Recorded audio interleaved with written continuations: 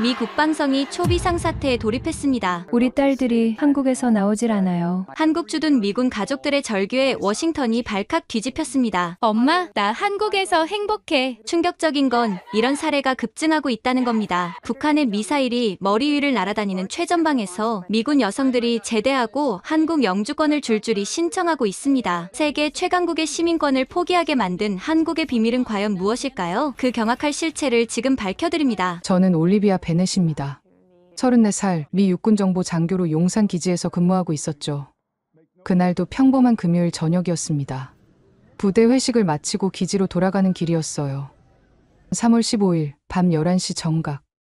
기지 정문까지 불과 200m를 남겨둔 순간이었습니다. 갑자기 옆에서 굉음과 함께 불빛이 제 쪽으로 돌진해 왔습니다. 으아악! 제 비명과 함께 세상이 뒤집어졌습니다. 충격과 함께 몸이 공중으로 떠올랐고 다시 아스팔트 바닥에 내동댕이 쳐졌죠. 그 순간 들렸던 소리는 평생 잊을 수 없을 것 같습니다. 뭔가 부러지는 듯한 둔탁한 소리였어요. 정신을 차리고 보니 제 다리가 이상한 방향으로 꺾여 있었습니다. 피가 주르륵 흘러내렸고 왼쪽 다리는 전혀 감각이 없었어요. 올리비아, 정신 차려. 동료들이 달려왔습니다. 누군가 응급처치를 하고 누군가는 앰뷸런스를 불렀죠. 그때 들렸던 대화가 아직도 생생합니다. 운전자가 누구야? 토마스 하사입니다. 만취 상태예요. 미친. 그 자식 지난주에 음주운전으로 걸려서 징계받은 놈 아니야? 토마스 하사. 같은 부대에서 근무하던 23 젊은 병사였습니다. 이미 2번의 음주 경고를 받았고 불명예 제대를 앞두고 있던 문제아였죠. 병원으로 실려가면서 의식이 점점 흐려졌습니다. 마지막으로 들었던 말은 의무병의 혼잣말이었어요. 다리가 너무 심하게 손상됐어. 이건. 그리고 완전히 의식을 잃었습니다. 깨어났을 때는 미군 병원 중환자실이었습니다. 온몸에 붕대가 칭칭 감겨 있었고 각종 기계들이 제 생명을 유지하고 있었죠. 베넷 소령님 정신이 드십니까? 군의관이 제 곁에 서 있었습니다. 그의 표정은 어두웠죠. 제 다리는 어떻게 됐나요? 솔직히 말씀드리겠습니다. 왼쪽 다리는 무릎 아래 부분의 뼈가 완전히 분쇄됐습니다. 신경과 혈관 손상도 심각하고요. 오른쪽도 신경이 많이 손상됐습니다. 그래서요? 절단 가능성이 80%입니다. 최선을 다해도 정상적인 보행은 불가능할 것으로 보입니다. 귀를 의심했습니다. 절단이라니요? 제가 다시는 걸을 수 없다니요? 토마스는 어떻게 됐습니까? 이미 구속됐습니다. 불명예 제대 후 미국으로 송환될 예정입니다. 최소 5년 이상의 실형이 예상됩니다. 아이러니했습니다. 그는 처벌받고 감옥에 가겠지만 언젠가는 2다리로 걸어 나올 겁니다.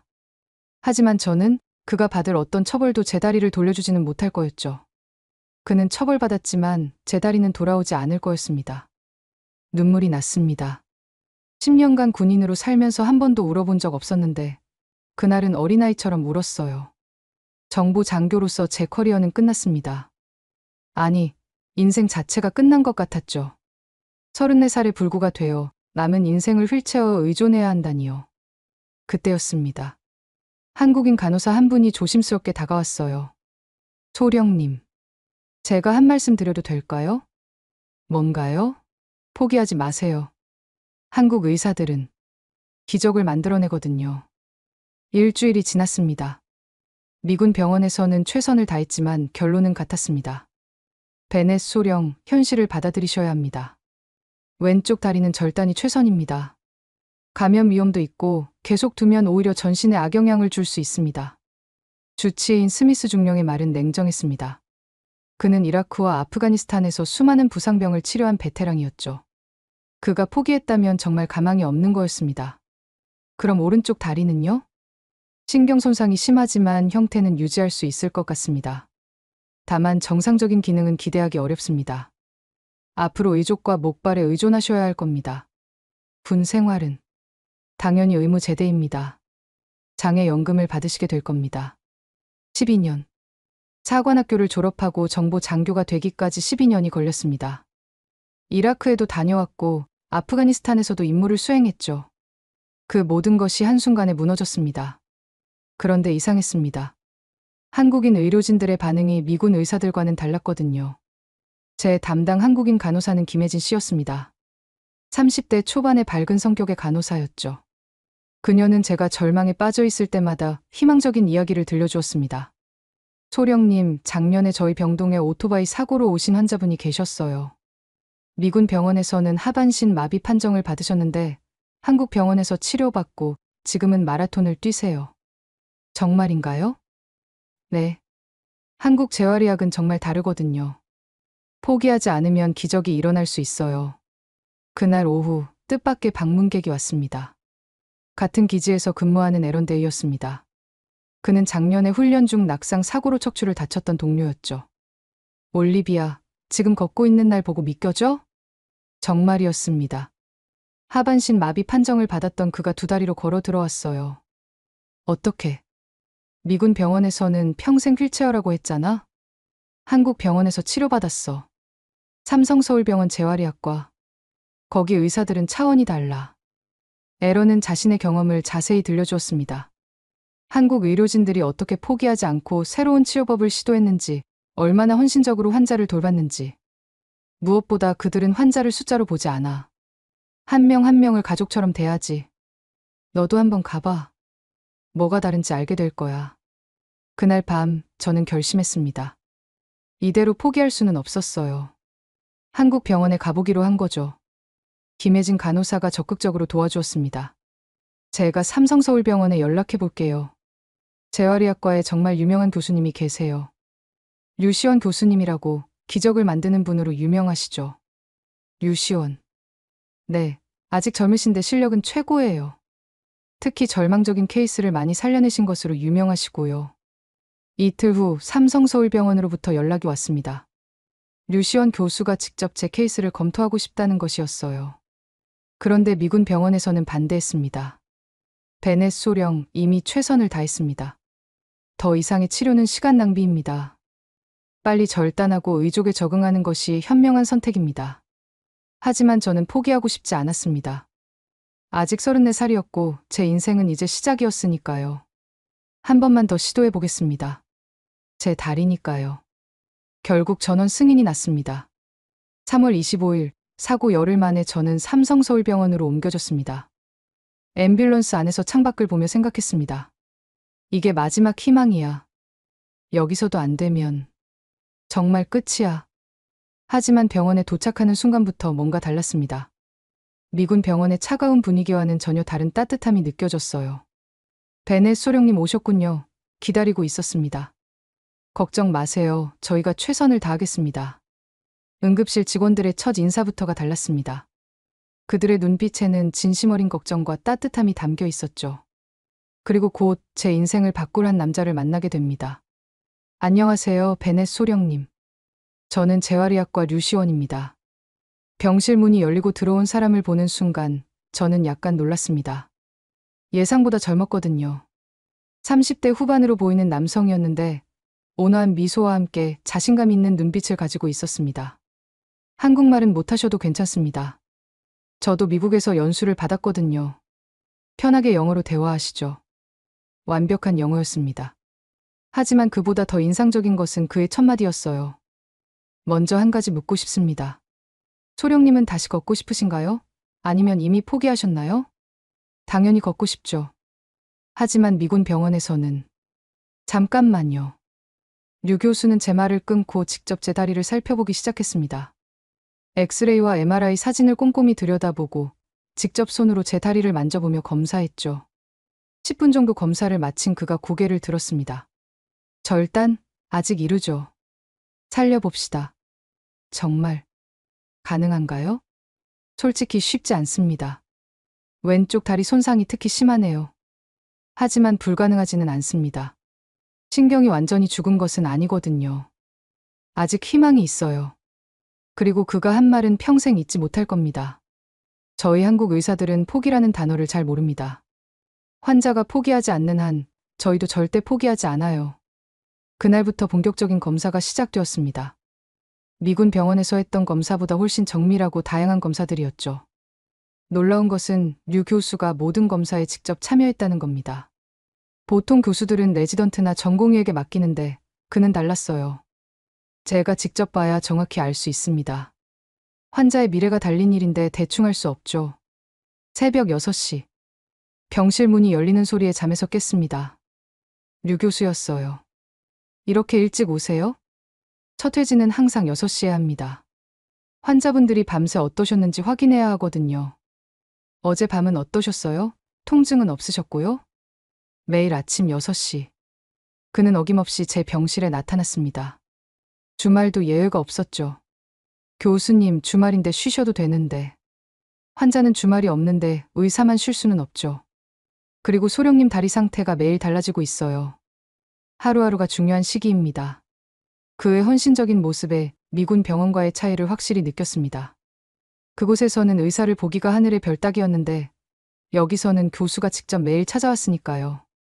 3일째 되는 날, 류 교수가 치료 계획을 설명했습니다. 수술은 최후의 수단입니다. 먼저 재활치료로 신경을 살려보겠습니다. 한국에는 특별한 재활 프로그램이 있어요. 서양의학과 한의학을 결합한 통합치료법이죠. 한의학이요? 네. 침술과 한약, 그리고 최첨단 재활 장비를 함께 사용합니다. 이미 많은 성공 사례가 있어요. 처음에는 반신반의했습니다. 침술로 신경이 살아난다니 미국에서는 상상도 못할 일이었죠. 믿기 어려우신가요? 저도 처음에는 그랬어요. 하지만 결과가 증명합니다. 한번 해보시죠. 잃을 것도 없지 않나요? 그의 말이 맞았습니다. 이미 절단 선고를 받은 달이었으니 시도해볼 가치는 있었죠. 재활치료가 시작된 첫날, 저는 또 한 번 놀랐습니다. 재활의학과 전체가 하나의 팀처럼 움직였어요. 물리치료사, 작업치료사, 한의사, 간호사 모두가 제 케이스를 공유하고 있었습니다. 베넷 소령님, 오늘부터 저희가 가족입니다. 함께 싸워나가요. 물리치료사 정수진 씨의 말이었습니다. 가족이라니 처음 듣는 표현이었죠. 그날 저녁 류 교수가 다시 찾아왔습니다. 이번에는 의사가운이 아닌 평상복 차림이었어요. 저녁 드셨어요? 병원식을. 좀 먹었습니다. 병원식이 입에 안 맞으시죠? 한국 음식 좋아하세요? 잘 모르겠어요. 기지 안에서만 생활해서. 그럼 제대로 드셔보셔야겠네요. 한국에서 치료받으시려면 한국 음식도 드셔야 해요. 음식도 치료의 일부거든요. 그는 직접 가져온 도시락을 꺼냈습니다. 김치찌개와 여러 반찬들이 담겨 있었어요. 집에서 만든 건 아니고 병원 근처 맛집에서 사왔어요. 한번 드셔보세요. 교수님이 왜 이렇게까지? 환자가 잘 먹어야 빨리 낫습니다. 그리고 그가 잠시 멈추더니 미소를 지었습니다. 솔직히 말하면 소령님이 불쌍해 보여서요. 타국에서 다치고 혼자 병원에 있으니까요. 제가 미국에서 연수할 때 아팠던 적이 있는데 그때 정말 외로웠거든요. 그의 진심이 느껴졌습니다. 단순히 의사로서가 아니라 한 인간으로서 제게 다가온 거였죠. 한국 좋아하세요? 도시락을 먹으며 그가 물었습니다. 솔직히 잘 모르겠어요. 기지 밖에 나가본 적이 별로 없어서. 그럼 다 나으시면 제가 구경시켜 드릴게요. 한국의 진짜 모습을요. 다 낫는다면요. 나을 거예요. 꼭요. 그의 확신에 찬 목소리에서 이상한 안도감을 느꼈습니다. 이제 좋아질 것 같아요. 제 대답에 그가 환하게 웃었습니다. 그 미소를 보는 순간 가슴이 이상하게 뛰었어요. 단순히 의사에 대한 신뢰감 이상의 무언가가 느껴졌죠. 하지만 그때는 몰랐습니다. 이것이 새로운 시작이 될 거라는 것을. 재활치료가 시작된 지 일주일. 매일이 전쟁 같았습니다. 오전 8시부터 오후 6시까지 쉴 새 없이 이어지는 치료 프로그램들. 베넷 소령님 힘드시죠? 하지만 지금이 골든타임이에요. 신경이 완전히 죽기 전에 최대한 자극을 줘야 합니다. 물리치료사 정수진 씨는 항상 밝은 에너지로 저를 격려했습니다. 전기 자극 치료, 수중 재활, 로봇 보행 훈련. 처음 보는 장비들이 많았어요. 특히 인상적인 것은 한의학 치료였습니다. 처음엔 따끔하실 거예요. 하지만 곧 익숙해지실 겁니다. 한의사 김태영 박사가 제 다리에 침을 놓기 시작했습니다. 수십 개의 가느다란 침이 정확한 위치에 꽂혔죠. 이게 정말 효과가 있나요? 서양 의학으로는 설명하기 어렵지만 경험적으로 증명된 치료법입니다. 특히 신경 재생에 도움이 되죠. 신기하게도 침을 맞고 나면 다리가 따뜻해지는 느낌이 들었습니다. 완전히 감각이 없던 부분에서 미세한 자극이 느껴지기 시작했어요. 그런데 가장 인상적인 것은 류시원 교수의 관심이었습니다. 그는 단순히 회진만 하는 것이 아니라 제 모든 치료 과정을 직접 모니터링했죠. 어느 날은 물리치료실에 나타나서는 직접 제 재활 운동을 도왔습니다. 교수님이 직접 이런 것까지. 의사가 환자의 상태를 정확히 알려면 직접 봐야죠. 차트만 보고는 알 수 없어요.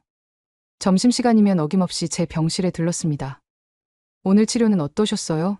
너무 힘들지는 않으셨고요? 괜찮아요. 그런데 교수님은 점심은 드셨어요? 아, 저는 괜찮아요. 소령님이나 잘 드셔야죠. 어느 날은 그가 피곤해 보였습니다. 교수님 어제 밤새우셨어요? 아, 응급수술이 있어서요. 교통사고 환자였는데 소령님처럼 다리를 크게 다치셨어요. 수술은 잘 됐나요? 네, 다행히 잘 됐어요. 그 환자분도 소령님처럼 열심히 재활하면 걸을 수 있을 거예요. 그의 헌신적인 모습에 점점 마음이 끌렸습니다. 처음에는 단순히 좋은 의사에 대한 존경심이라고 생각했는데 시간이 지날수록 그 이상의 감정이 자라나기 시작했죠. 재활 3주차, 작은 기적이 일어났습니다. 선생님, 발가락이 움직여요. 정말이었습니다. 완전히 마비됐다고 생각했던 왼쪽 발가락이 미세하게 움직였어요. 아주 작은 움직임이었지만 저에게는 세상을 얻은 것 같았습니다. 정수진 치료사가 급히 류 교수를 불렀습니다. 숨을 헐떡이며 달려온 그가 직접 확인했죠. 정말이네요. 대단해요, 소령님. 신경이 살아나기 시작했어요.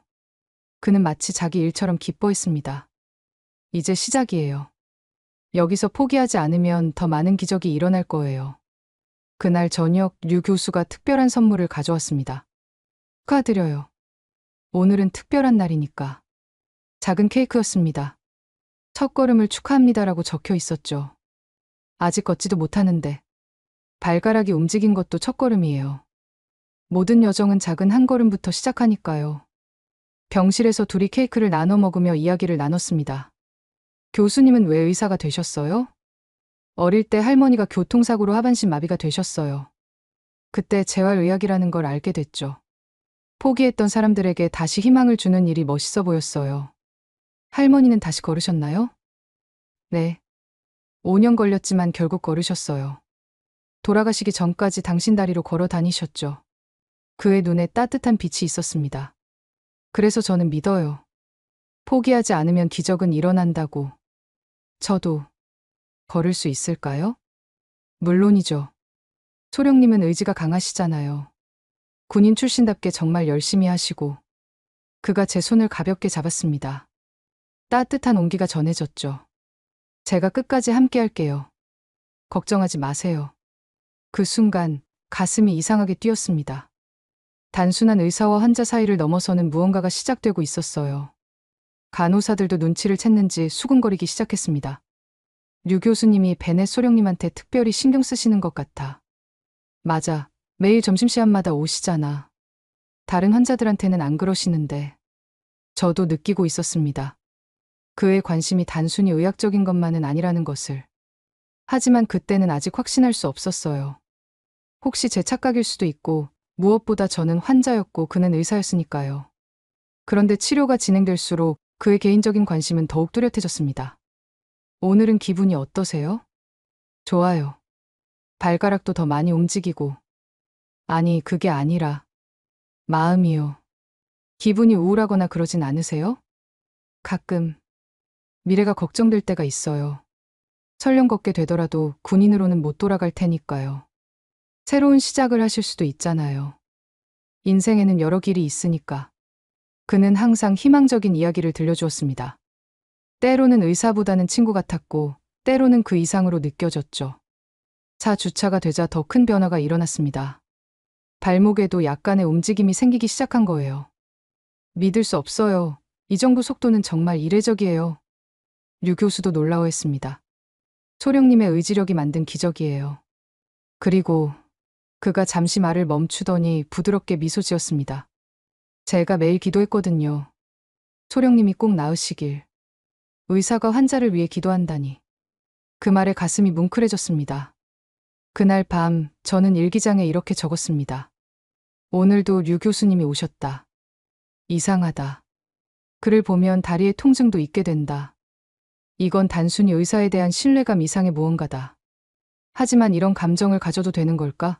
나는 환자이고, 게다가 곧 미국으로 돌아가야 하는데. 하지만 운명은 이미 다른 길을 준비하고 있었습니다. 재활 6주차.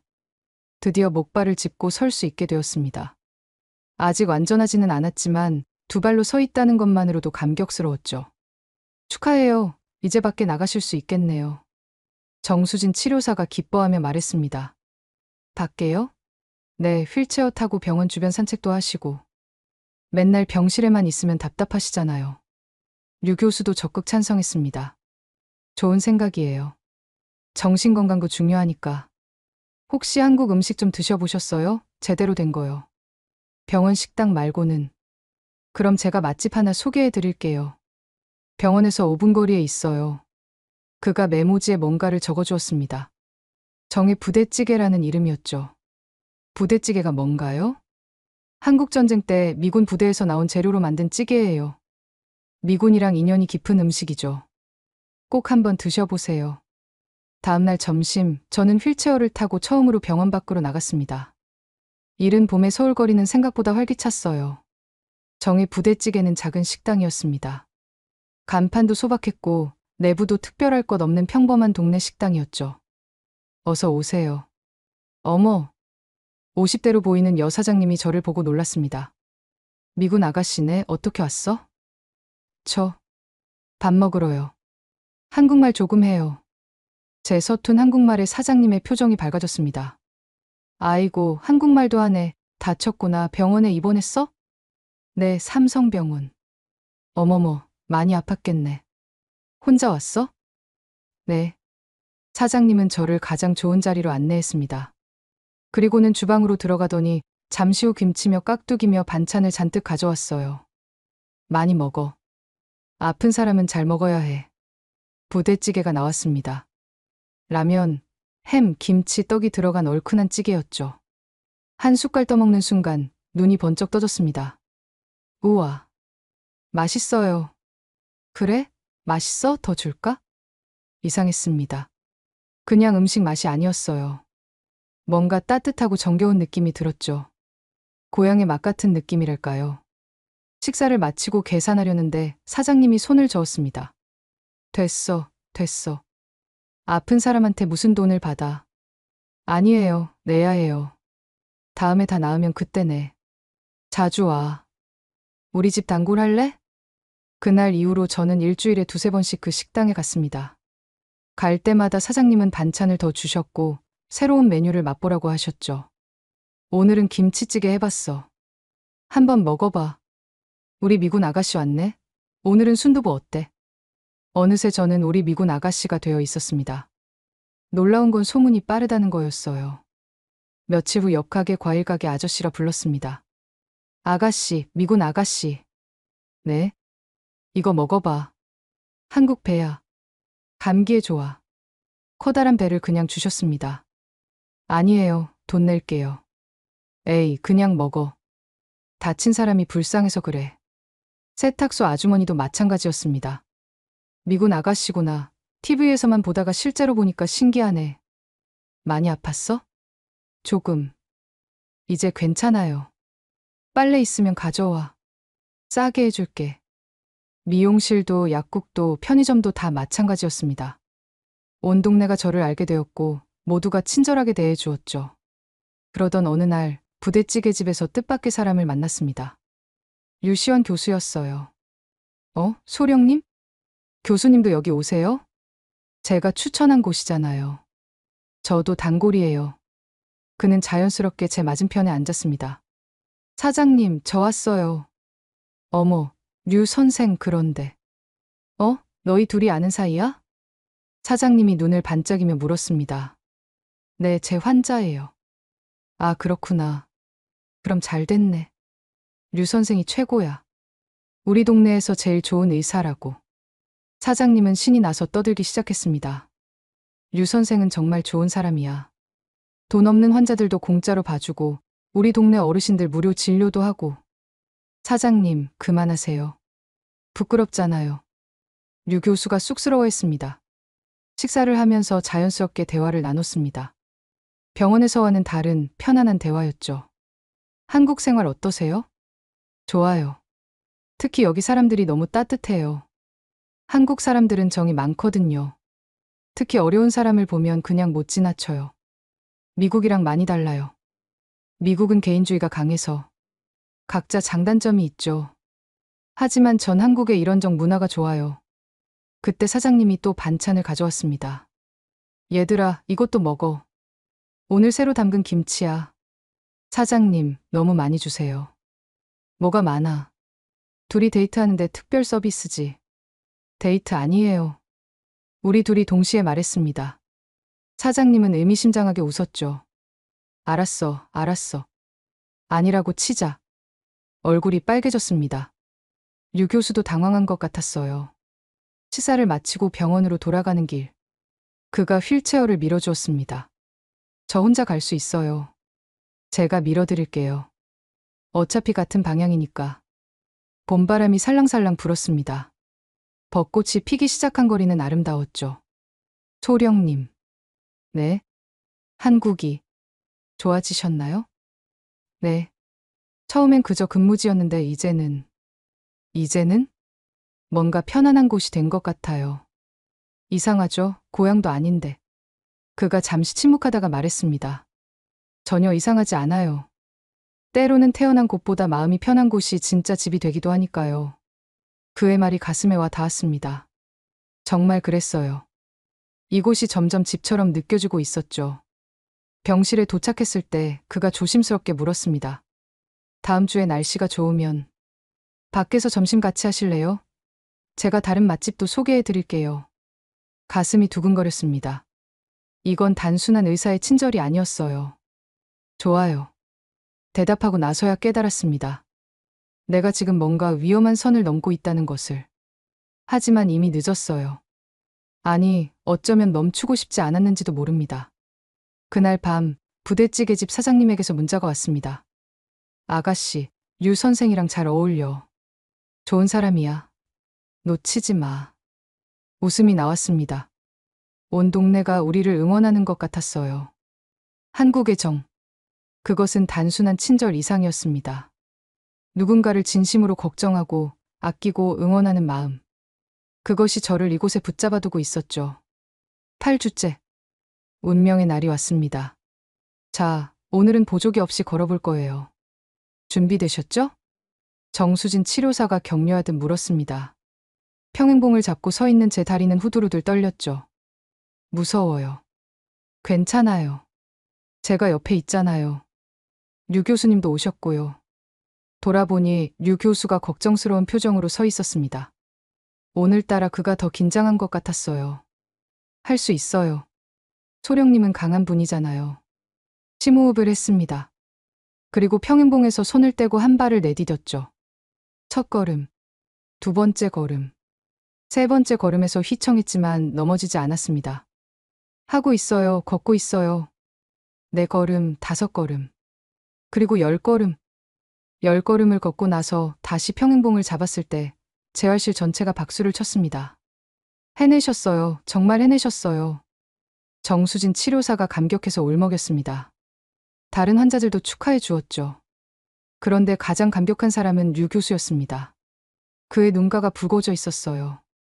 교수님, 죄송해요. 너무 기뻐서. 그가 눈가를 훔치며 말했습니다. 2달 전에는 절단하라고 했던 다리로 걸으셨어요. 이게 기적이 아니면 뭐겠어요. 그날 오후 병실로 돌아온 저는 너무 기뻐서 가만히 있을 수가 없었습니다. 미국에 있는 부모님께 영상통화를 걸었죠. 엄마, 아빠, 나 걸었어. 혼자서 10걸음이나. 부모님도 울면서 기뻐하셨습니다. 저녁 무렵 류 교수가 찾아왔습니다. 축하드려요. 오늘은 정말 특별한 날이니까 제가 저녁 사드릴게요. 밖에 나가실 수 있으세요? 휠체어 타고는 갈 수 있어요. 좋아요. 특별한 곳으로 모시고 갈게요. 그가 데려간 곳은 병원 옥상이었습니다. 작은 정원이 있는 아름다운 공간이었죠. 테이블에는 음식이 차려져 있었습니다. 여기는 제가 가끔 오는 곳이에요. 환자들은 잘 모르는 비밀 장소죠. 오늘 특별히 허락받았어요. 서울의 야경이 한눈에 보였습니다. 불빛들이 반짝이는 모습이 아름다웠어요. 와, 정말 예뻐요. 그죠? 저는 힘들 때마다 여기 와서 이 풍경을 봐요. 그럼 위로가 되거든요. 저녁을 먹으며 많은 이야기를 나눴습니다. 처음으로 일이 아닌 개인적인 이야기들을 나눴죠. 가족은 어떻게 되세요? 부모님은 부산에 계시고 남동생이 하나 있어요. 소령님은? 부모님이 텍사스에 계세요. 외동딸이고요. 군인이 되신 것을 부모님이 찬성하셨어요? 반대가 심했죠. 하지만 제가 고집이 세서 그가 웃었습니다. 그 고집 덕분에 다시 걸으신 거예요.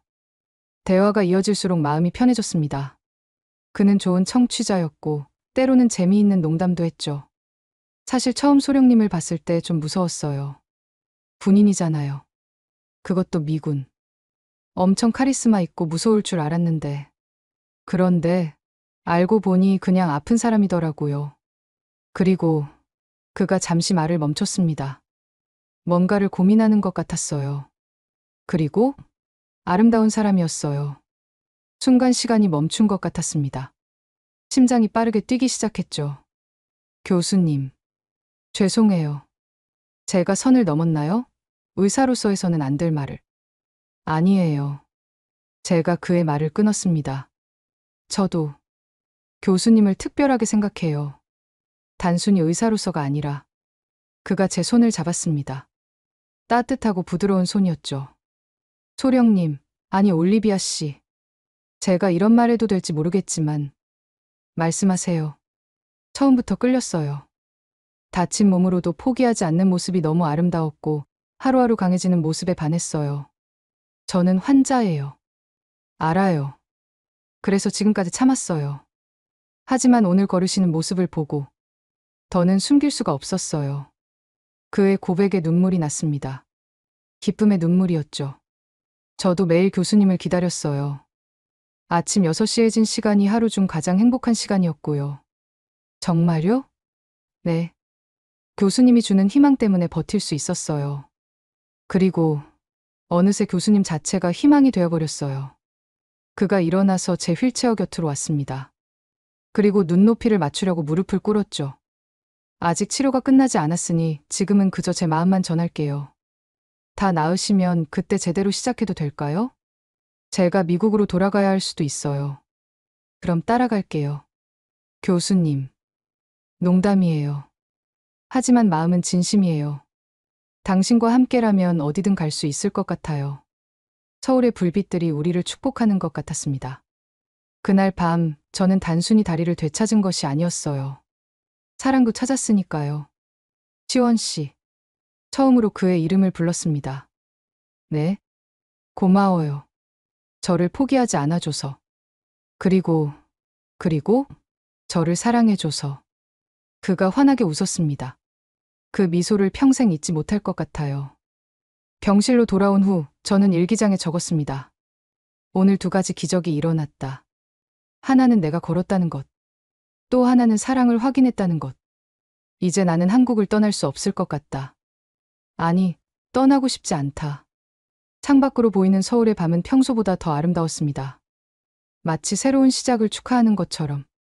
퇴원을 일주일 앞둔 토요일. 류시원 교수, 아니 이제는 시원이 특별한 계획을 세웠습니다. 오늘은 서울 구경시켜드릴게요. 진짜 한국을 보여드리고 싶어요. 목발을 짚고는 있었지만 이제 꽤 먼 거리도 걸을 수 있게 되었습니다. 병원 밖으로 나서니 5월의 서울은 실록으로 가득했죠. 첫 번째 목적지는 남산이었습니다. 케이블카 타봤어요? 아니요. 기지에서만 생활해서. 그럼 오늘이 처음이네요. 케이블카가 올라가면서 서울 전경이 한눈에 들어왔습니다. 와, 서울이 이렇게 큰 도시였구나. 놀랍죠? 1,000만 명이 사는 도시예요. 하지만 이렇게 산도 많고 자연도 많죠. 남산타워에 도착했을 때 많은 연인들이 자물쇠를 걸고 있었습니다. 저게 뭐예요? 사랑의 자물쇠예요. 연인들이 영원한 사랑을 약속하며 거는 거죠. 로맨틱하네요. 우리도 걸까요? 시원이 준비해온 자물쇠를 꺼냈습니다. 분홍색 하트 모양이었죠. 언제 준비했어요? 사실 한 달 전부터 준비했어요. 언젠가 같이 오게 될 거라고 믿었거든요. 함께 자물쇠에 이름을 쓰고 걸었습니다. 시원 하트 올리비아. 이제 우리도 영원히 함께해요. 그가 장난스럽게 말했지만 진심이 담겨 있었죠. 점심은 인사동의 전통 찻집에서 먹었습니다. 한옥을 개조한 아름다운 공간이었죠. 여기는 제가 좋아하는 곳이에요. 전통차와 한식을 제대로 즐길 수 있거든요.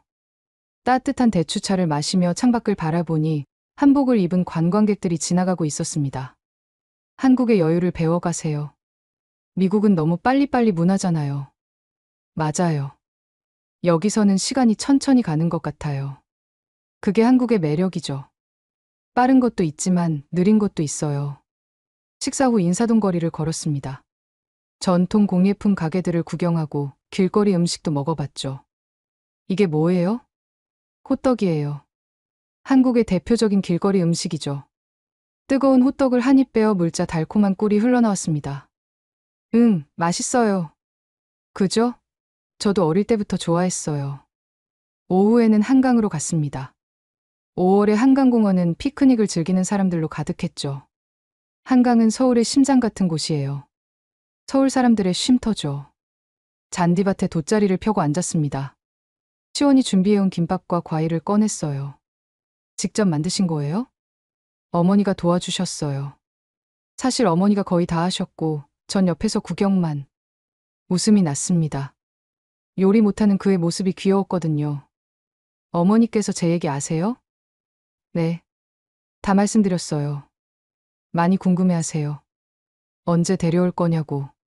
벌써요? 한국 부모님들은 성격이 급하세요. 강바람이 살랑살랑 불었습니다. 멀리서 자전거 타는 사람들, 조깅하는 사람들이 보였죠. 여기가 정말 집 같아요. 제 말에 시원히 미소 지었습니다. 정말요? 네. 처음에는 낯설었는데 이제는 미국보다 더 편해요. 그럼 계속 있으면 되잖아요. 그러고 싶어요. 하지만 현실이 떠올랐습니다. 저는 군인이었고 곧 복귀 명령이 내려올 거였죠. 지금은 그런 생각하지 말아요. 오늘은 그냥 즐겨요. 해가 지면서 한강은 더욱 아름다워졌습니다. 다리마다 조명이 켜지고 물 위에 반짝이는 불빛들이 로맨틱한 분위기를 만들었죠. 올리비아. 네? 제가 이기적인가요? 당신을 붙잡고 싶어 하는 게. 당신은 군인이고 미국에 가족도 있고 커리어도 있잖아요. 그런데 제가 그의 손을 잡았습니다. 저도 같은 마음이에요. 여기 있고 싶어요. 당신 곁에 있고 싶고요. 진짜요? 네. 처음으로 집을 찾은 기분이에요. 당신과 이 도시가 제 집이 된 것 같아요. 그날 밤 시원이 저를 병원까지 데려다주면서 말했습니다. 다음 주에 퇴원하시면 부모님 만나러 가실래요? 벌써요? 한국에서는 진지한 만남일 때 빨리 인사드리는 게 예의예요. 긴장되면서도 기대되었습니다. 그의 가족을 만난다는 것은 우리 관계가 더 진지해진다는 의미였으니까요. 병실로 돌아온 후 창밖을 보며 생각했습니다. 오늘 본 서울은 그저 관광지가 아니었어요. 앞으로 살아갈 수도 있는 도시, 제2의 고향이 될 수도 있는 곳이었죠. 핸드폰이 울렸습니다. 시원의 메시지였어요. 오늘 즐거웠어요. 당신과 함께한 서울이 더 아름다워 보였어요. 잘 자요. 답장을 보냈습니다. 저도요. 오늘이 제 인생 최고의 날 중 하나예요. 고마워요. 그리고 덧붙였습니다. 사랑해요. 처음으로 한국어로 쓴 사랑 고백이었습니다. 서툴렀지만 진심을 담았죠. 곧바로 답장이 왔습니다. 나도 사랑해요. 영원히. 그날 밤 저는 꿈을 꿨습니다. 한강이 보이는 작은 아파트에서 시원과 함께 사는 꿈을. 그리고 그 꿈이 현실이 되기를 간절히 바랐습니다. 퇴원 사흘 전 시원이 특별한 제안을 했습니다. 우리 동네 시장에 가볼래요? 부모님 뵙기 전에 동네 분들께 먼저 인사드리는 게 좋을 것 같아서. 동네 시장이요? 네. 제가 어릴 때부터 다닌 곳이에요. 거기 상인분들이 다 저를 키워주셨죠. 망원시장은 생각보다 크고 활기찬 곳이었습니다. 토요일 오후라 사람들로 북적였죠. 시장 입구에 들어서자마자 과일 가게 아주머니가 시원을 발견했습니다. 어머, 시원이 왔네. 오랜만이야. 안녕하세요, 김 아주머니. 그런데, 아주머니의 시선이 제게로 향했습니다. 목발을 짚고 있는 외국인 여자와 함께 온 시원을 보며 눈이 휘둥그레졌죠. 이 아가씨는 누구야? 제 여자친구예요. 순간 시장이 술렁였습니다. 여자친구라는 단어가 마법의 주문처럼 퍼져나갔죠. 뭐, 시원이가 여자친구를? 어머, 외국인이네. 어머머, 이리 와봐. 순식간에 주변 가게 아주머니들이 모여들었습니다. 안녕하세요. 올리비아예요. 제가 서툰 한국어로 인사하자 아주머니들이 감탄했습니다. 어머, 한국말도 해. 예쁘기도 하지. 시원이가 복받았네. 떡집 할머니가 다가왔습니다. 아가씨, 어디 아픈 거야, 다리가? 네, 사고가 있었어요. 이제 거의 나았어요.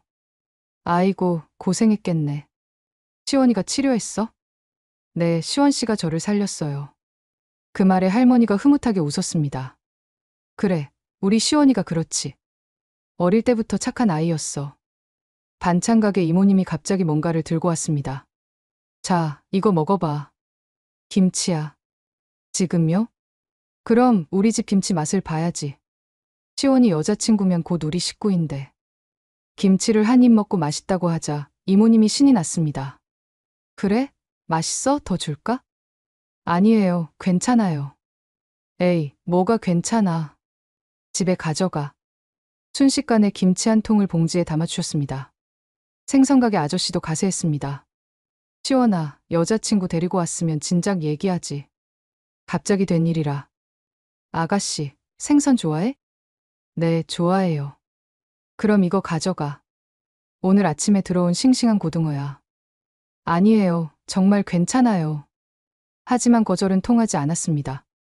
정육점에서는 한우를, 야채 가게에서는 상추며 깨씹히며 한 봉지 가득 담아주셨죠. 우리 시원이가 드디어 장가를 가는구나.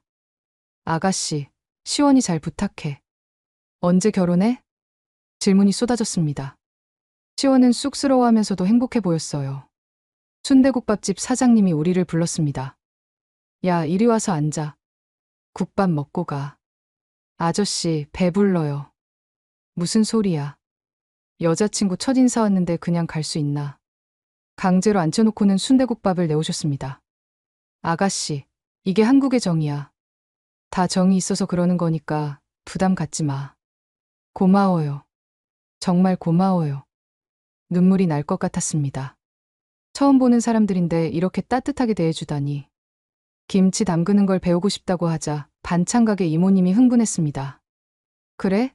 진짜? 그럼 다음 주에 김장철은 아니지만 특별히 가르쳐 줄게. 아이고, 말이 통하는구나. 이 정도면 한국 며느리 다 됐네. 시장을 한 바퀴 도는 동안 우리는 수많은 선물을 받았습니다. 들고 갈 수 없을 정도였죠. 이거 어떻게 들고 가요? 시원이 웃으며 말했습니다. 이게 한국 시장이에요. 정이 넘치죠? 마지막으로 들른 곳은 분식집이었습니다. 시원아, 여자친구랑 왔구나. 네, 순자 이모. 어머, 진짜 예쁘다. 외국 사람인데도 뭔가 정이 가네. 순자 이모님이 떡볶이를 만들어 주시며 말씀하셨습니다. 아가씨, 시원이 엄마가 우리 친구야. 초등학교 동창이지. 정말요? 응. 그래서 시원이를 아기 때부터 봤어. 좋은 애야. 잘 키웠어. 떡볶이를 먹으며 이모님의 시원 어린 시절 이야기를 들었습니다. 한 번은 시원이가 5살 때 용돈 받아서 여기 와서는 떡볶이 2개 달라고 하더라고. 왜 2개요? 하나는 자기가 먹고 하나는 엄마 갖다 드린다고. 그때부터 알았어. 이 애는 크게 될 애구나. 시원이 얼굴이 빨개졌습니다. 이모, 그런 옛날 얘기는. 뭐가 어때? 네가 여자친구한테 알려줘야지. 시장을 나서면서 뒤를 돌아보니 상인들이 모두 나와서 손을 흔들고 있었습니다. 또 와. 다음에는 시어머니랑 같이 와. 축하해.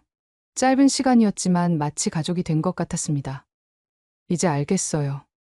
시원 씨가 왜 이렇게 따뜻한 사람인지. 이런 분들 사이에서 자랐으니까요. 그가 제 손을 잡았습니다. 이제 올리비아도 우리 동네 사람이에요. 아니, 우리 동네 며느리죠. 며느리라니. 싫어요? 아니요. 좋아요. 너무 좋아요. 그날 받은 선물들을 정리하면서 생각했습니다. 이것이 진짜 한국이구나. 정으로 연결된 사람들, 가족처럼 서로를 챙기는 문화. 그리고 깨달았습니다. 제가 이미 이곳에 뿌리를 내리기 시작했다는 것을. 시장 아주머니들의 며느리. 그 호칭이 주는 따뜻함에 마음이 녹아내렸습니다. 이제 정말로 떠날 수 없을 것 같았어요. 퇴원한 지 2주가 지났습니다. 이제 목발 없이도 걸을 수 있게 되었고 거의 정상적인 생활이 가능했죠. 기지 내 임시 숙소에서 지내며 매일 병원에 통원 치료를 받았습니다. 그런데 그날 아침 모든 것을 바꿔놓을 이메일이 도착했습니다. 소령 올리비아 베넷. 의무위원회 심사 결과 현역 복무 가능 판정. 6월 15일부로 워싱턴 DC 국방부 정보국 발령. 중령 진급 심사 대상자로 선정. 손이 떨렸습니다. 중령 진급. 국방부 근무. 누구나 꿈꾸는 엘리트 코스였죠. 하지만 내 기쁘지 않을까요? 바로 시원에게 전화했습니다. 무슨 일이에요? 목소리가. 본국 복귀 명령이 내려왔어요. 전화 너머로 침묵이 흘렀습니다. 언제까지예요? 다음 달 15일이요. 한 달도 안 남았네요. 그의 목소리에서 슬픔이 느껴졌습니다. 점심시간에 만났습니다. 병원 근처 공원 벤치에 나란히 앉았죠. 중령 진급이라니 대단한 거잖아요. 축하해요.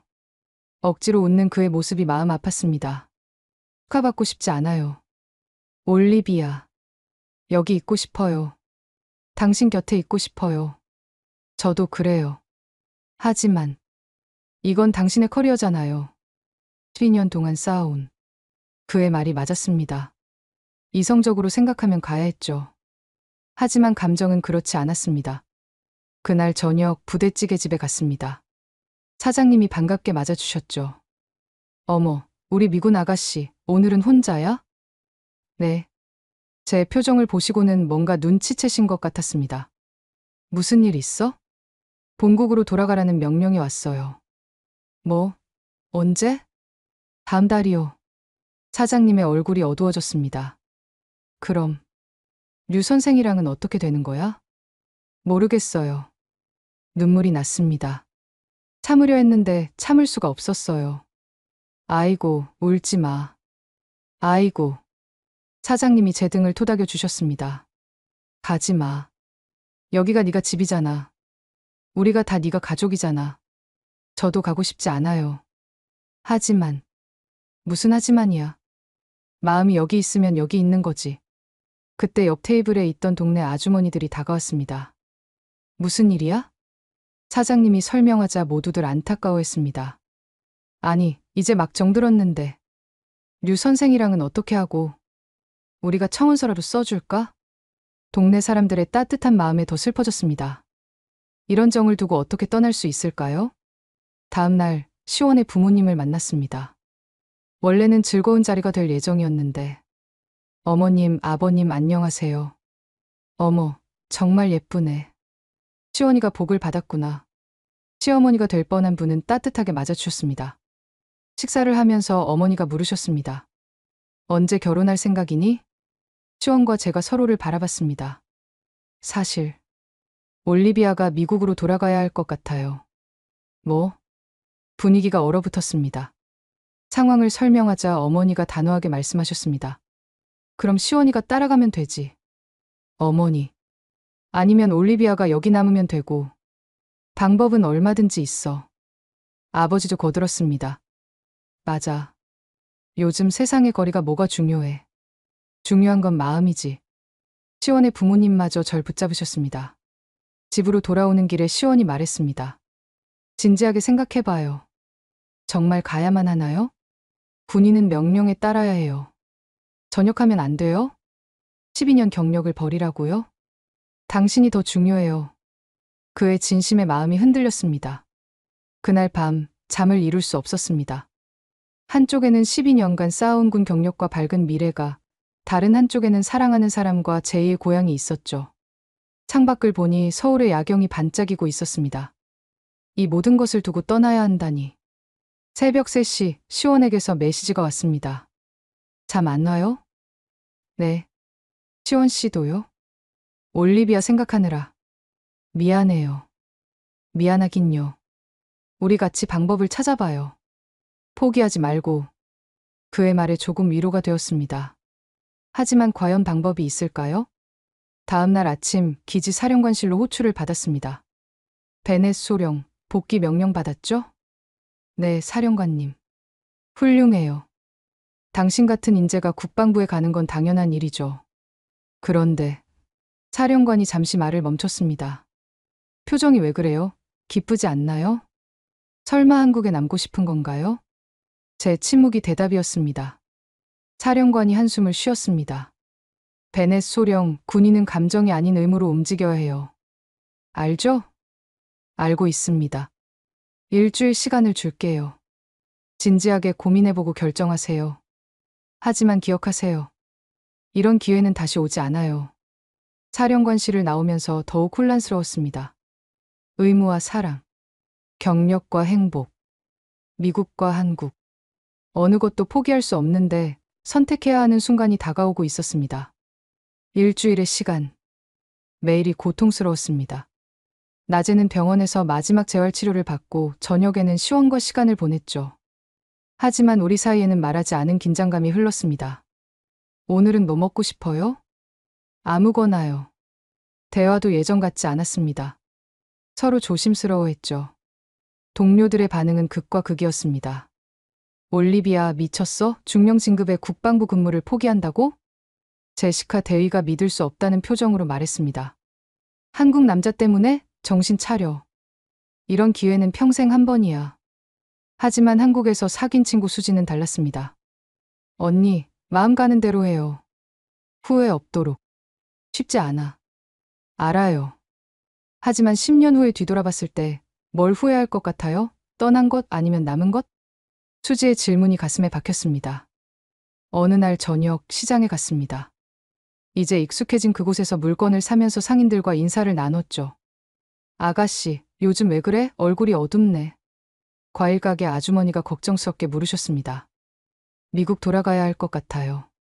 뭐? 왜? 군대에서 명령이. 소식은 금세 퍼졌습니다. 시장 상인들이 하나둘 모여들었죠. 안 돼, 이제 막 우리 식구 됐는데. 류 선생은 어떡하고? 우리가 편지라도 써줄까? 미군 사령관한테? 떡집 할머니가 제 손을 잡으셨습니다. 아가씨, 할미가 한마디 할게. 인생은 한 번이야. 돈이나 명예는 나중에도 얻을 수 있어. 하지만 사랑은 아니야. 할머니, 내가 젊었을 때 사랑하는 사람을 놓쳤어. 부모님이 반대해서. 지금도 후회해. 할머니의 눈에 눈물이 고였습니다. 그 사람이랑 살았으면 어땠을까? 매일 생각해. 아가씨는 후회하지 마. 그날 밤 부대찌개집에서 사장님과 긴 대화를 나눴습니다. 언니, 제가 미국 사람이에요. 가족도 다 거기 있고. 그래서? 마음은 어디 있는데? 마음이 여기 있으면 여기가 집이야. 국적이 뭐가 중요해.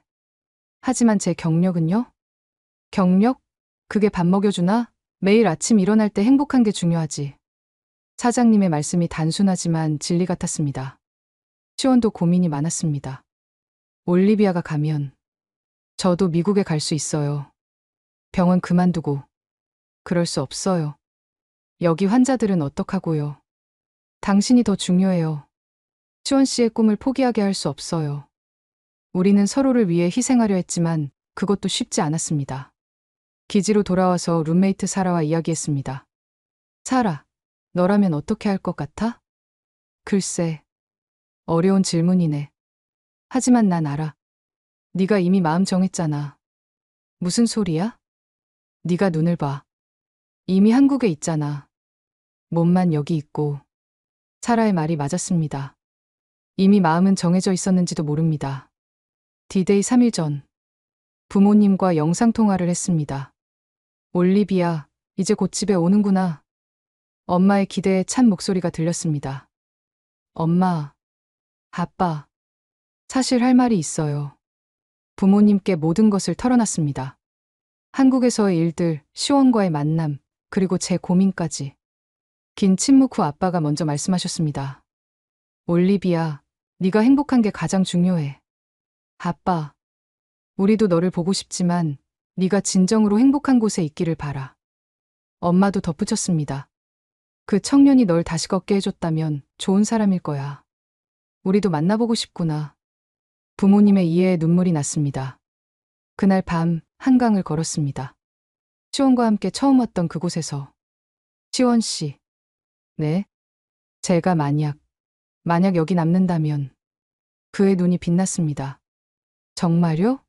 아직 결정한 건 아니지만 가능성을 생각하고 있어요. 시원이 저를 꼭 안았습니다. 고마워요. 이런 고민을 해줘서. 미안해요. 쉽게 결정하지 못해서. 미안하긴요. 충분히 고민해요. 인생이 걸린 일인데. 디데이 이틀 전. 책상 위에는 2개의 서류가 놓여 있었습니다. 하나는 복귀 명령서. 하나는 전역 신청서. 펜을 들었다 놨다를 반복했습니다. 창밖을 보니 서울의 아침이 밝아오고 있었습니다. 이 도시의 아침을 얼마나 더 볼 수 있을까요? 핸드폰이 울렸습니다. 시원의 메시지였습니다. 오늘도 좋은 하루 되세요. 무슨 결정을 하든 응원할게요. 사랑해요. 메시지를 읽으며 미소가 지어졌습니다. 그리고 깨달았죠. 이미 답은 정해져 있었다는 것을. 디데이 전날 아침.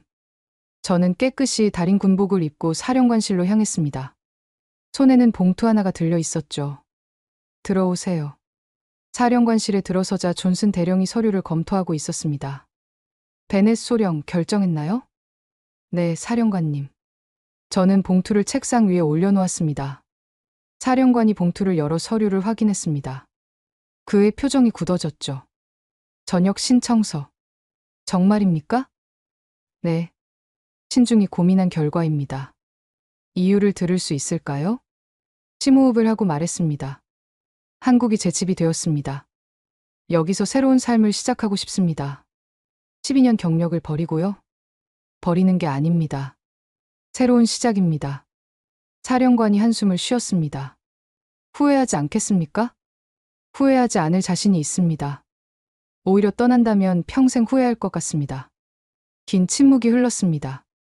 베넷 소령, 당신은 훌륭한 장교였습니다. 아쉽지만 당신의 결정을 존중하겠습니다. 감사합니다, 사령관님. 공식적으로는 3개월 후 저녁입니다. 그동안 후임자 인수인계를 부탁합니다. 알겠습니다. 사령관실을 나오면서 어깨가 가벼워졌습니다. 10년간 짊어졌던 무거운 짐을 내려놓은 기분이었죠. 바로 시원에게 전화했습니다. 여보세요? 시원 씨, 저 결정했어요.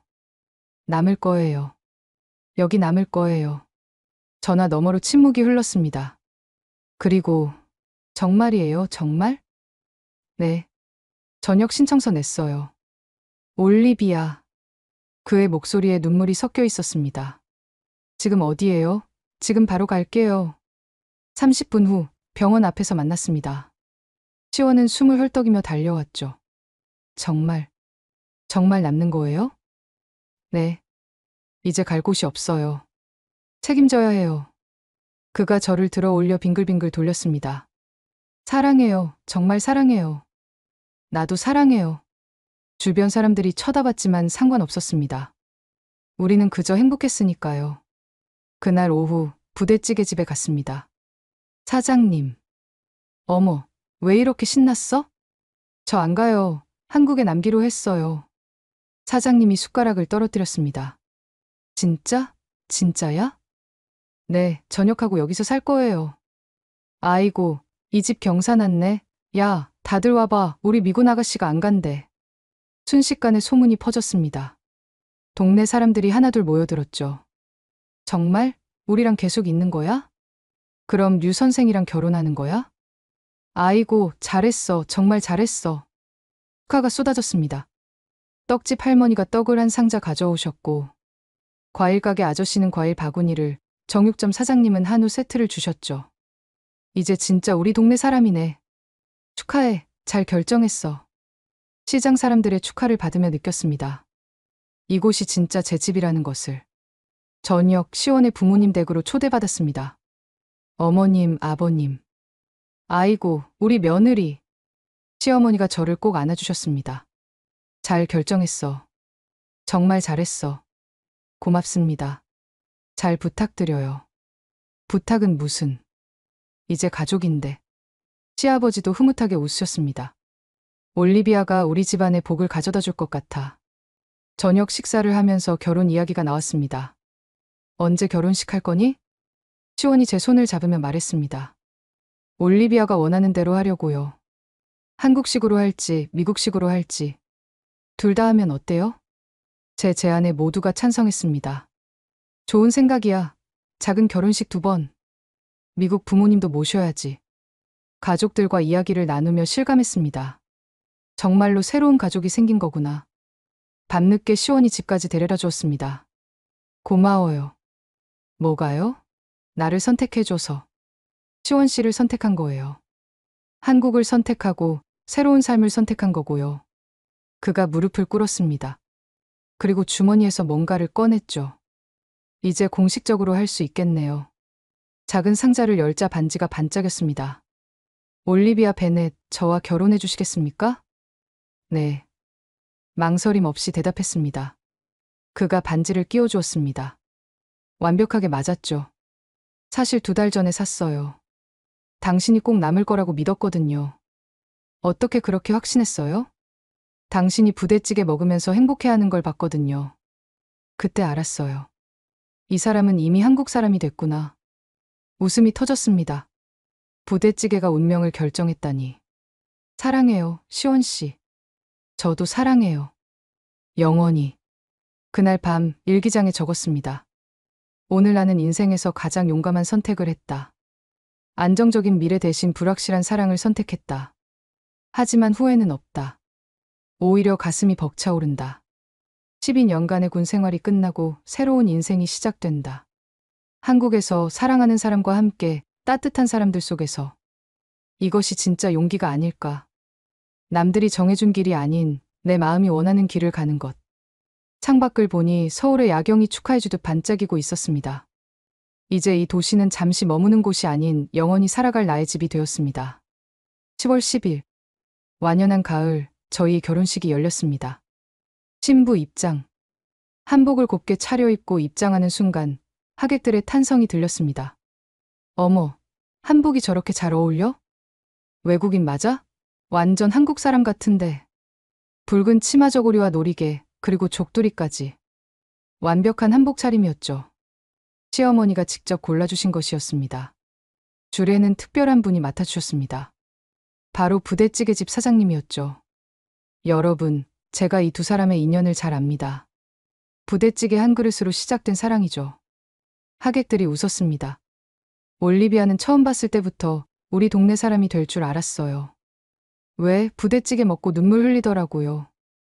맛있어서. 또 웃음이 터졌습니다. 이 2사람의 사랑은 특별합니다. 국경을 넘고 언어를 넘고 문화를 넘었으니까요. 그리고 이제 하나가 됐습니다. 미국에서 온 부모님도 한복을 입으셨습니다. 어색해 하시면서도 기뻐하셨죠. 올리비아, 정말 아름답구나. 고마워요, 엄마. 이 청년이 널 다시 걷게 해준 사람이구나. 고맙네. 정말 고맙네. 아빠가 시원의 손을 꼭 잡으며 말했습니다. 피로연은 그야말로 동네 잔치였습니다. 시장 상인들이 모두 오셨고 병원 의료진들, 부대 동료들까지. 정말 많은 사람들이 축하해 주었죠. 우리 미군 아가씨가 진짜 한국 며느리가 됐네. 이제 김치도 담그고 된장찌개도 끓이고 해야지. 걱정 마. 내가 다 가르쳐 줄게. 아주머니들의 약속이 쏟아졌습니다. 특별한 순간이 있었습니다. 제가 마이크를 잡고 한국어로 인사를 했을 때였죠. 여러분, 정말 감사합니다. 저는 사고로 한국에 왔지만 사랑으로 한국에 남게 되었습니다. 여러분이 제게 보여준 정 덕분입니다. 이제 저도 진짜 한국 사람이 되어서 받은 사랑을 돌려드리고 싶습니다. 많은 분들이 눈물을 훔치셨습니다. 한 달 후, 저는 새로운 직장을 구했습니다. 용산 기지 내한국문화교류센터의 상담사로 일하게 된 것이죠. 한국에 새로 오는 미군들과 가족들을 돕는 일이었습니다. 안녕하세요. 저는 올리비아 류입니다. 여러분의 한국 생활을 도와드릴게요. 첫 출근 날 신기하게 쳐다보는 사람들이 많았습니다. 한국 이름이세요? 아니요, 미국인이에요. 하지만 이제 한국이 제 집이에요. 제 이야기를 들은 사람들은 모두 놀라워했죠. 대단하시네요. 사랑 때문에 모든 걸 포기하시다니. 포기가 아니에요. 선택이죠. 더 행복한 삶을 선택한 거예요. 일은 보람 있었습니다. 새로운 미군 가족들에게 한국의 좋은 점을 알려주고 문화 차이로 힘들어하는 사람들을 도왔죠. 한국 병원 정말 믿을 만한가요? 제가 살아있는 증거예요. 한국 의료진이 저를 살렸어요. 한국 음식이 너무 매워요. 처음엔 다 그래요. 하지만 곧 김치 없으면 못 살게 될 거예요. 주말에는 시원과 함께 의료 봉사를 다녔습니다. 여보, 이쪽 할머니 먼저 봐줘요. 알았어요. 올리비아는 통역 부탁해요. 다문화 가정이나 외국인 노동자들을 위한 무료 진료였죠. 제가 통역을 맡았습니다. 미국 아주머니가 영어로 고맙다고 말했습니다. 드시는 약은 하루 3번 드세요. 영어, 한국어를 오가며 사람들을 도왔습니다.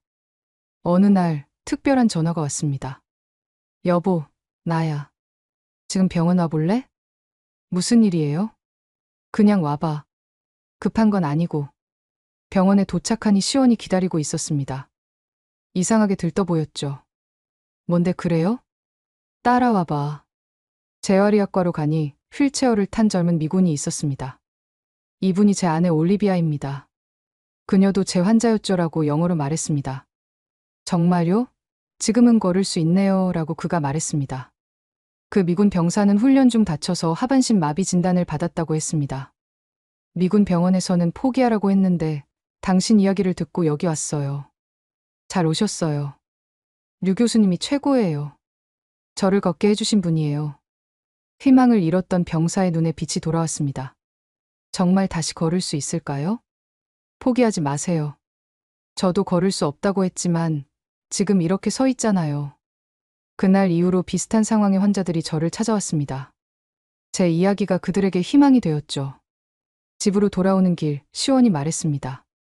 당신이 있어서 정말 다행이에요. 환자들에게 희망을 주잖아요. 시원 씨가 준 희망을 나눠주는 것뿐이에요. 우리 참 좋은 팀이네요. 최고의 팀이죠. 어느덧 계절이 바뀌었습니다. 첫눈이 내리던 날 저는 깨달았습니다. 이제 정말로 한국인이 되었다는 것을. 김장하는 법을 배웠고 된장찌개도 끓일 수 있게 되었습니다. 시댁 제사 때는 전을 부치고 명절에는 한복을 입고 세배를 드렸죠. 아이고, 우리 며느리가 한국 사람보다 더 한국 사람이야. 시어머니의 칭찬에 뿌듯했습니다. 하지만 가장 큰 변화는 마음이었습니다. 이제 미국은 그리운 고향이지만 한국이 진짜 집이 되었으니까요. 매일 아침 일어나서 창밖을 보면 서울의 풍경이 보입니다. 그리고 옆에는 사랑하는 남편이 있죠. 좋은 아침이에요. 좋은 아침. 오늘도 행복한 하루 되길. 평범한 일상이지만 그 안에 특별한 행복이 있습니다. 전역 명령서가 아닌 결혼증명서를 선택한 것. 그것이 제 인생 최고의 결정이었습니다. 결혼 1년 후 저희 역할은 더욱 확대되었습니다. 류 상담사님, 이번에 새로운 스미스 병장 가족인데요. 아이가 한국 학교 적응을 힘들어해요. 제가 만나볼게요. 한국문화교류센터에서의 제 일은 단순한 통역을 넘어섰습니다. 문화의 다리 역할을 하게 된 거죠. 스미스 부인, 걱정 마세요. 저도 처음엔 적응이 힘들었어요. 정말요? 류 상담사님도요? 그럼요.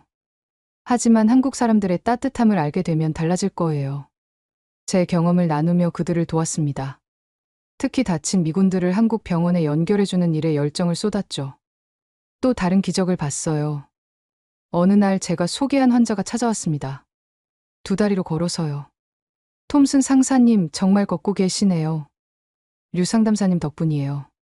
한국 병원을 소개해주지 않았다면.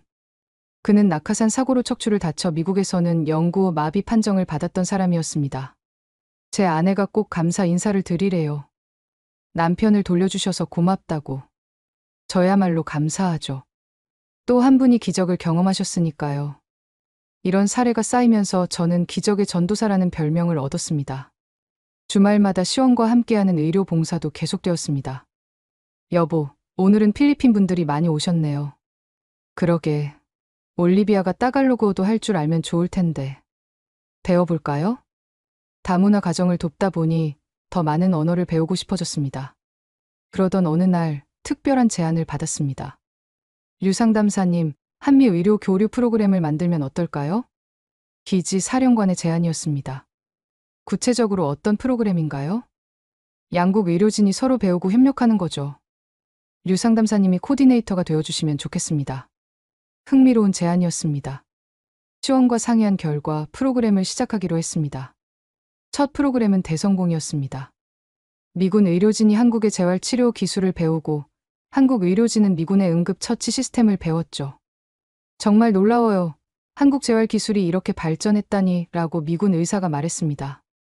미군의 골든아워 시스템도 정말 인상적이에요. 서로에게 배우며 발전하는 모습이 보기 좋았습니다. 부대찌개집은 여전히 제 안식처였습니다. 우리 올리비아 왔네. 요즘 너무 바빠서 얼굴 보기 힘들어. 죄송해요, 사장님. 일이 많아서. 뭐가 죄송해. 좋은 일 하는 거잖아. 자랑스러워. 동네 사람들도 변함없이 따뜻했습니다. 미군 아가씨. 아니, 이제 류 선생 부인이지? 아직도 미군 아가씨가 편해요. 맞아. 우리한텐 영원한 미군 아가씨야. 시장을 다니며 장을 보는 것도 이제는 자연스러운 일상이 되었습니다. 올리비아, 오늘은 뭐 해 먹을 거야? 김치찌개요. 이제 저도 잘 끓여요. 정말? 우리가 가르쳐 준 게 엊그제 같은데. 1년 사이 많은 것이 변했지만 변하지 않은 것도 있었습니다. 바로 한국 사람들의 정이었죠. 어느 날 저녁, 시원과 한강을 걸으며 이야기했습니다. 여보, 우리도 그만. 아기를 가지면 어떨까요? 정말요? 올리비아가 준비됐어요? 네. 이제 완전히 정착했으니까요. 우리 아이가 이곳에서 자라면 좋겠어요. 시원이 제 손을 꼭 잡았습니다. 좋아요. 우리 아이는 정말 특별할 거예요. 두 나라의 사랑을 받고 자랄 테니까. 그로부터 몇 달 후. 여보, 여보. 왜 그래요? 무슨 일이에요? 임신이에요. 우리 아기가 생겼어요. 시원이 저를 안고 빙글빙글 돌았습니다. 정말? 정말이에요? 네. 병원에서 확인했어요. 그날은 축제였습니다. 양가 부모님께 전화드리고 동네 사람들에게도 알렸죠. 뭐, 우리 미군 아가씨가 임신했다고? 부대찌개집 사장님이 놀라서 국자를 떨어뜨렸습니다. 아이고, 경사 났네. 동네 경사야. 소식은 금세 퍼졌습니다. 올리비아가 임신했대. 정말? 아이고, 축하해야지. 이제 진짜 한국 엄마 되는구나. 시장 상인들의 축하가 쏟아졌습니다. 과일 가게 아주머니는 임신부는 과일 많이 먹어야 해라며 매일 신선한 과일을 챙겨주셨고, 반찬 가게 이모님은 입덧할 때 먹으라며 깍두기를 특별히 담가주셨죠. 너무 감사해요. 이렇게 많이 받아도 되나요? 뭔 소리야. 우리 동네에서 태어날 아기인데 다 같이 키우는 거지.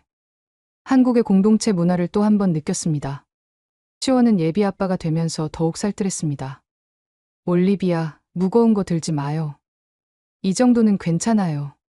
안 돼요. 내가 할게요. 매일 아침 태교 음악을 틀어주고 저녁에는 뱃속 아기에게 책을 읽어주었죠. 아가야, 아빠야. 오늘은 무슨 이야기를 들려줄까? 한국 전래동화 어때요? 좋아요. 흥부와 놀부부터 시작할까? 한국과 미국의 동화를 번갈아 읽어주며 우리는 아기를 기다렸습니다. 임신 5개월 성별을 알게 되었습니다. 아들이에요. 아들이라니. 시부모님은 뛰듯이 기뻐하셨습니다. 손자구나. 우리 집안의 대가 끊기지 않겠네. 미국 부모님도 화상통화로 축하해 주셨습니다. 손자라니 빨리 만나고 싶구나 라고 영어로 말씀하셨습니다. 아기가 태어나면 한국으로 오세요. 양쪽 할아버지 할머니를 다 만나야죠.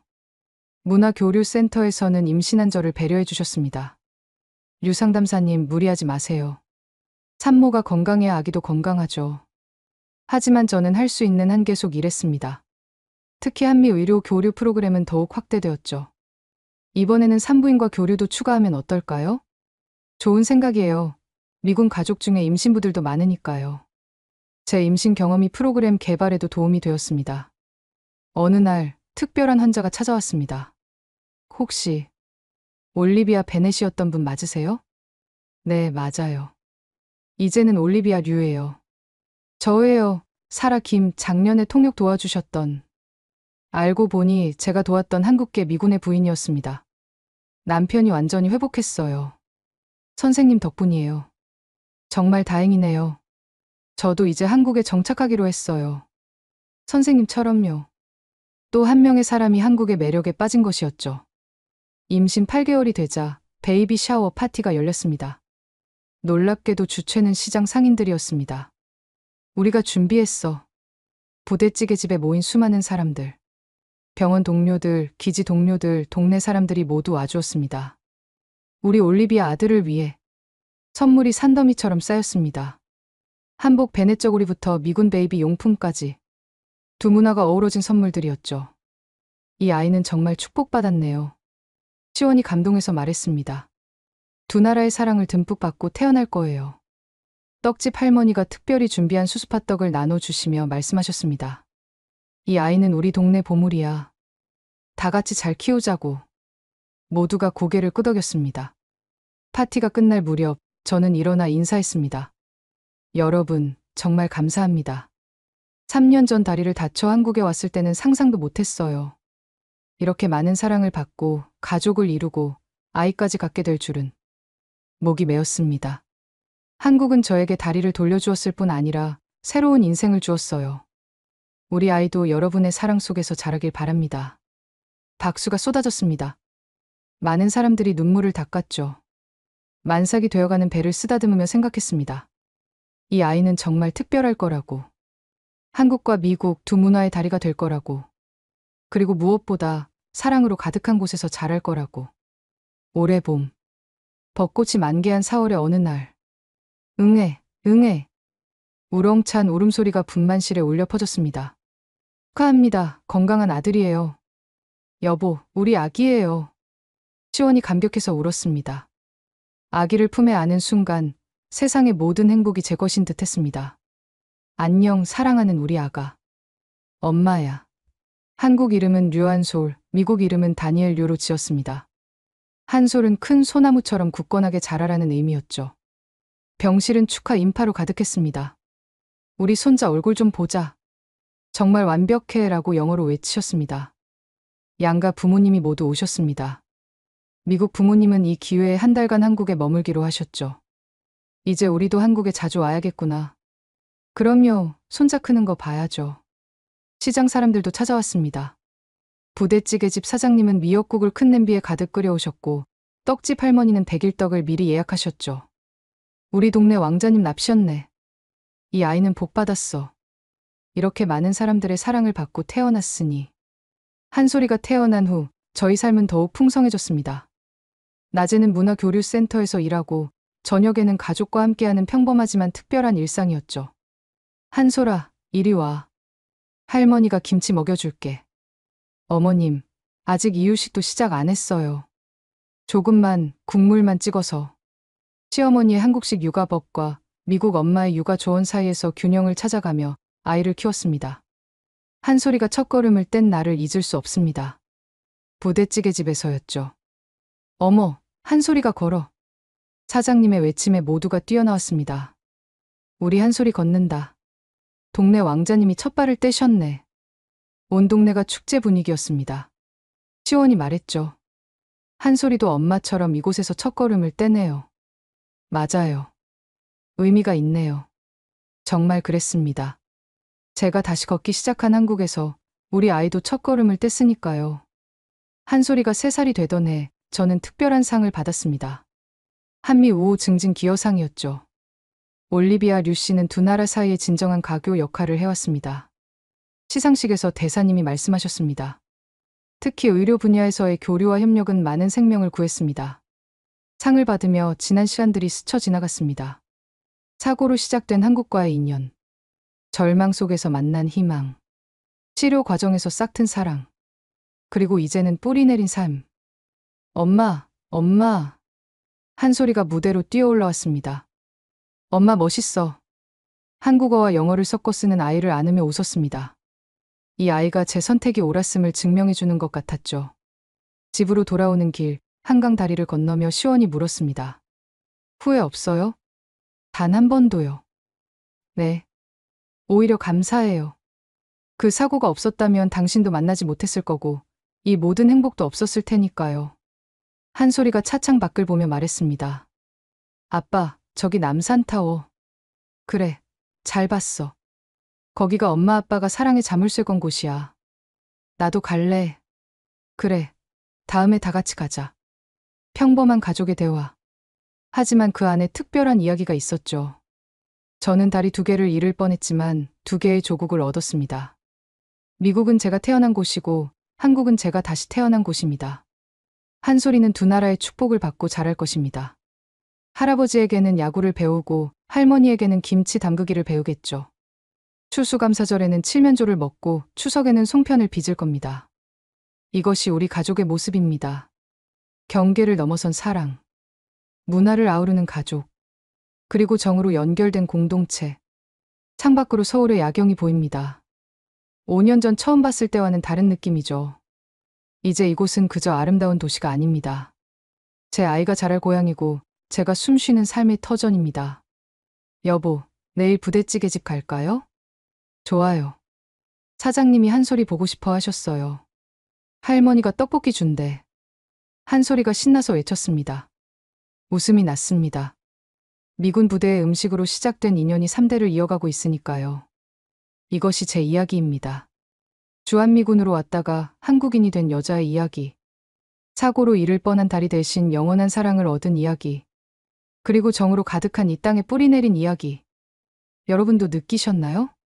때로는 인생의 가장 큰 불행이 가장 큰 행복으로 이어진다는 것을. 그리고 진정한 용기는 남들이 정해준 길이 아닌 마음이 이끄는 길을 가는 것임을. 저는 오늘도 2개의 조국을 품고 살아갑니다. 하나는 피로, 하나는 사랑으로 연결된 조국을. 그리고 우리 아이에게 물려줄 것입니다. 경계 없는 사랑과 한계 없는 가능성을. 이것이 한국이 제게 가르쳐준 것들입니다. 감사합니다, 한국. 사랑합니다, 나의 2 조국. 그리고 이 글을 읽는 모든 분들께 전합니다. 당신의 선택을 믿으세요. 당신의 사랑을 따르세요. 그러면 기적은 반드시 일어납니다. 제가 살아있는 증거니까요. 올리비아의 이야기, 마음에 와 닿으셨나요? 2 다리를 잃을 뻔한 미군 장교가 발견한 것. 한국엔 단순한 치료가 아닌 진짜 치유가 있었습니다. 중령 진급도, 워싱턴 근무도 포기했지만 그녀는 더 큰 것을 얻었습니다. 부대찌개 한 그릇에 담긴 정, 그리고 사랑하는 가족을. 때론 가장 큰 불행이 가장 큰 축복의 시작입니다. 여러분도 한국에서 경험한 특별한 순간이 있다면 댓글로 들려주세요. 이 감동을 나누고 싶다면 구독, 좋아요, 공유 부탁드립니다. 누군가에겐 희망이 될 수 있으니까요.